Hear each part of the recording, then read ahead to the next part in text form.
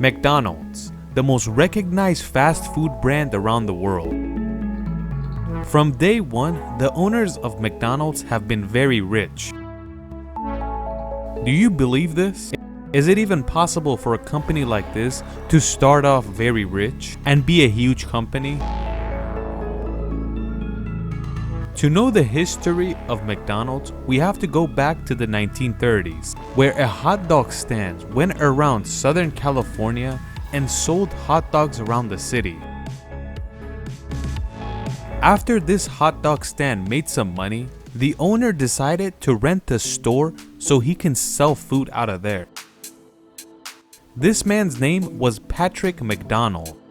After looking around, he found a store in Hollywood and rented it. He named the restaurant Airdrome.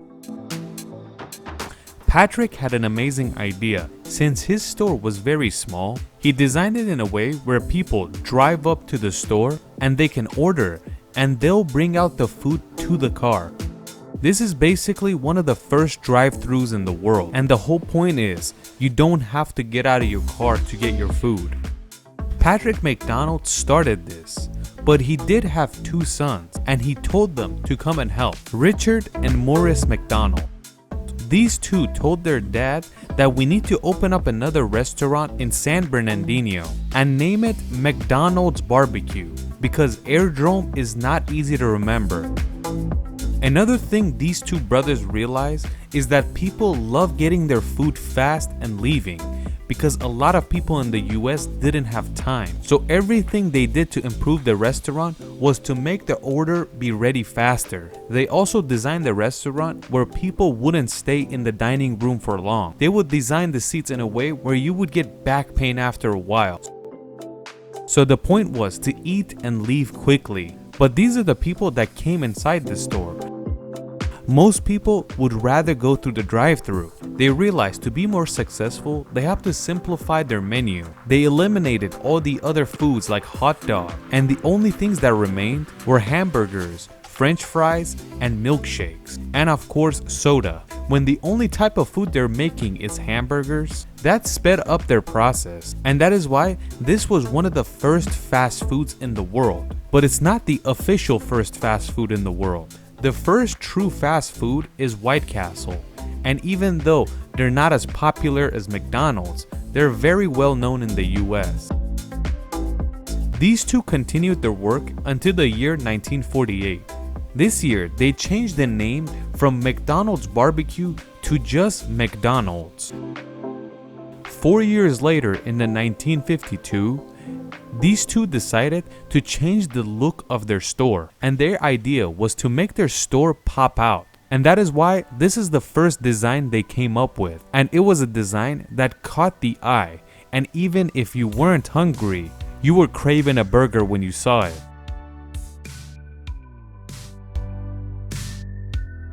These yellow arches you're seeing on the store is the same ones that make up the McDonald's logo, and this yellow M is still the company's logo. McDonald's gets so popular that they get famous around Southern California, and that is why a person by the name of Neil Fox suggested them to sell him a franchise of McDonald's. They had never made a franchise deal before, but they were open to it, and that is why the first franchise was sold to Neil Fox. The interesting part is that the first franchise they sold was opened in Downey, California. Is still the first open McDonald's to this day, and you can go visit it. In the year 1952, a man by the name of Kroc that designed and built milkshake machine realized that McDonald's uses their machine to make their milkshake, and that is why he went to talk with them. When Ray spoke with the two McDonald's brothers, he realized that they're great businessmen, but their marketing and advertisement lacks by a lot. Not only was Ray good at making milkshake machines, but he was a marketing genius as well. And he would keep telling Morris and Richard that with the McDonald's story, you guys have to be way bigger than this, at least in all of California. The suggestion that came to mind is that the two brothers let Ray have a contract and he can go around the country and sell franchises and basically make some commission in each franchise deal you make. The first thing Ray Kroc did was that he went to his hometown in Chicago and opened another franchise McDonald's. After this, he contacted Walt Disney, and it's good to know that Ray and Walt Disney were in the army together during World War I, and they were considered friends. He first told Walt Disney, "Do you want to put a restaurant in Disneyland?" Disney agreed, and he told Ray to raise the prices for the Disneyland one. Ray Kroc said, "We can't do that because the whole point of McDonald's is that it's very fast and extremely cheap, and if we raise the price, it ruins the whole motto." Eventually, Walt Disney agreed, and the McDonald's were built in Disneyland in 1955. The McDonald's brothers were confronted with a very motivated businessman, and he kept wanting to expand the McDonald's brand. After the Disneyland deal was finished, he went all around the world, and in about 4 years, he opened up 100 new McDonald's in the US. 2 years later, in 1961, Ray Kroc went to speak with the McDonald's brother and offered to buy the entire brand and name. With a laughable amount of only $2.7 million, Ray Kroc bought McDonald's from the McDonald brothers, and in today's money, that's only $17,640,000. It seems like a joke, but I guess it was market value at that time. When Ray Kroc bought the McDonald's brand, he was more motivated than ever, and he kept wanting to expand and expanded all over the world. Like for example, in 1963, he made a clown the symbol of McDonald's, called Ronald McDonald. Nowadays, clowns have a terrible rap, and in most cases, they're considered creepy and scary. But back then, it was not the case. Clowns were very popular, and kids loved them. Ray Kroc's goal was exactly this. He wanted more children to be interested in McDonald's. He basically wanted kids to complain to their parents that we want McDonald's. In 1965, McDonald's had grew so huge that they entered the stock market, and 2 years after going public, they go international, and their first store opens up in British Columbia, Canada. In 1972, another idea enters McDonald's, and the idea was breakfast, especially breakfast sandwiches, and this caused McDonald's to sell sandwiches throughout the entire day. Ray Kroc had an amazing idea, and in 1972, they had another insane idea. Packages named Happy Meals, which I'm sure you're familiar with. A small burger, a small fry, a little drink, and most importantly, a toy.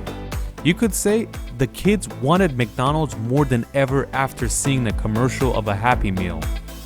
When we get to 1996, McDonald's has gotten so popular that they pass Coca-Cola in terms of popularity, and they become the #1 most recognized brand in the world. But right now, it does not stand in that podium, and a lot of other companies have taken over. You might find it interesting, but right now the most popular brands in the world is considered Apple, Google, and Amazon, and McDonald's doesn't even break the top 10. And one of the reasons it fell behind is that in the 1990s, people were getting tired of the low quality foods McDonald's was offering. Since they wanted to keep the price down and they wanted the food to taste good, they had to kick quality out of the door, and they were used cheaper material. Another reason that hurt McDonald's really bad was that it was the most famous fast food restaurant in the world, and at this time, Americans are getting obese at a high rate. There was a lot of advertisements that Americans eat McDonald's and they get obese, but there is tens of different fast foods in the US,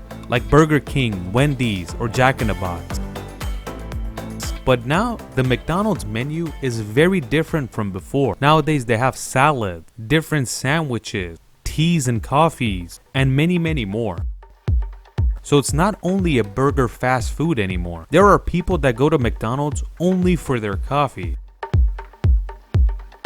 Right now, there are more than 40,000 different McDonald's around the world. And between these 40,000, 68 million customers buy McDonald's each day, and that's higher than the population of Britain. An interesting fact is that 20% of McDonald's sales is the Happy Meal, and there is a toy inside the Happy Meal. And because of the toy, McDonald's is considered the #1 toy seller in the world. As you know, one of the most famous coffee spots in the world is Starbucks, and they have stores everywhere in the world. In 2006, Starbucks started selling sandwiches, and McDonald's was furious about this. Starbucks coffee prices was about $3 then, and McDonald's wanted to compete and said, since you're selling sandwiches, we sell each size coffee for only $1, and they also lowered the price on their breakfast sandwiches to compete. And this hurt Starbucks drastically.